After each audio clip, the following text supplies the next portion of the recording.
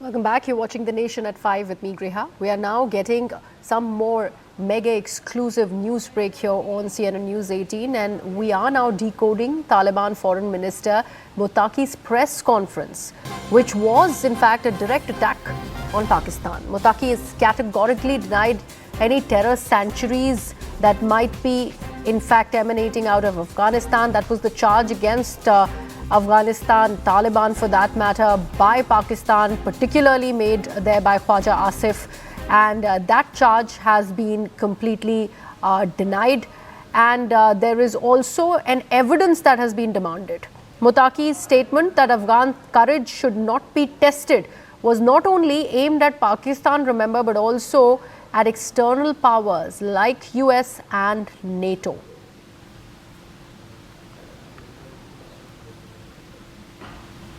So there is deterrence as Muttaqi is going on to warn Pakistan against further military incursions. He's also asking them to show evidence on the charge that they are making that Taliban and Afghanistan in fact harbor terror. And then there is also a signal for the West. By referencing the US, the NATO, there is an implication that Muttaqi has gone on to make that any renewed intervention can be met with ample resistance. Let's listen in. जो हमारे दूर दराज इलाके हैं वहाँ पे कुछ attack हुआ है, हम उसकी मज़म्मत करता है और हम पाकिस्तान हुकूमत का ये काम एक बड़ा गलती समझता है। हम जैसे हिंदुस्तान के साथ अच्छा ताल्लुकात चाहता है, पाकिस्तान के साथ भी अच्छा ताल्लुकात चाहता है, लेकिन ये ताल्लुकात दोनों तरफ से हो सकता है, एक तरफ से तो नहीं हो सकता है। अफ़गानियों का हौसले नहीं आजमाया, उसको ज़्यादा छेड़ना अगर लोग करता है तो वो एक बार अंग्रेज़ से पूछे, फिर सोवियत यूनियन से पूछे, फिर अमेरिका से पूछे, फिर नाटो से पूछे, ताकि वो आपको थोड़ा सा समझाए कि भाई अफगानिस्तान के साथ ऐसा खेल करना ये अच्छा नहीं है। Let me take this across to my colleague Anand Narasimhan, who's now with us on the broadcast. Anand, this particular statement of Amir Muttaqi, which has been delivered in Hindi, by the way, is also a strategic posturing. On the one hand, there is a lot of deterrence vis-a-vis Pakistan, but he's also talking about the Western powers like US, like NATO.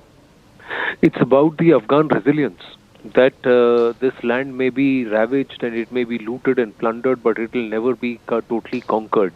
And that is the legacy of the Afghans, and perhaps that's their hardiness. And he said that don't try and provoke us, and that's the message that is being given to the Pakistanis. More clearly, that the Taliban are wanting to break away from the clutches of Rawalpindi.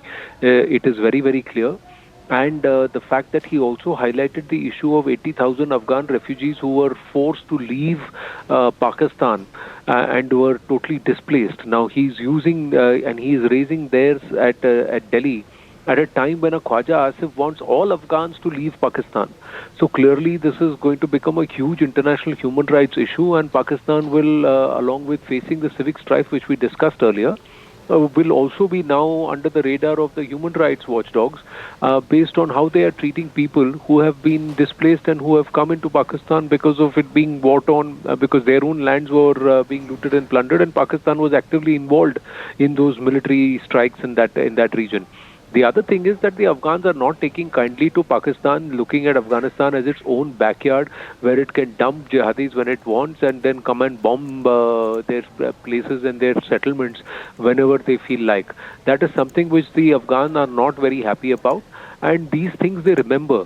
And that's also reflective in Khwaja Asif's statement that Afghans never hold up the flag of Pakistan. But look at how Amir Muttaqi very openly says, just like we have dosti with Hindustan, we'd like to have dosti with Pakistan too. That itself shows the sentiment and which way and who the Afghans would rather prefer to deal with and who they trust more.